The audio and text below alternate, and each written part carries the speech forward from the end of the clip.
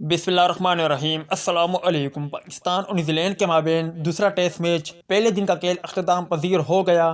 سرفراز احمد کی نادانی، Kane Williamson کی بے ایمانی، نسیم شاہ نے دل جیتے، کس طرح انہوں نے جواب دیا۔ گزارش ہے اس مختصر ویڈیو کو آخر تک ضرور دیکھیں، اس ویڈیو کو لائک کریں اور اس ویڈیو کے متعلق کمنٹ سیکشن میں اپنی رائے کا اظہار ضرور کریں۔ دوستو، نیوزی لینڈ اور پاکستان کے مابین اگر دوسرے ٹیسٹ میچ کی بات کریں تو نیوزی لینڈ کی ٹیم نے 6 وکٹوں کے نقصان پر 309 رن بنائے ہیں۔ Tom Latham 71، David Conway 122، Kane Williamson 36، Henry Nicholls 26، جبکہ ٹام بلینڈر 30 رنز کے ساتھ نمایاں رہے۔ پاکستان کی جانب سے نسیم شاہ نے 2 کھلاڑیوں کو آؤٹ کیا، ابرار احمد نے 1، جبکہ آغا سلمان نے 3 کھلاڑیوں کو آؤٹ کیا۔ میر حمزہ اور حسن علی وکٹ سے محروم رہے۔ اب بات کرتے ہیں دوستو کین ولیمسن کی بے ایمانی۔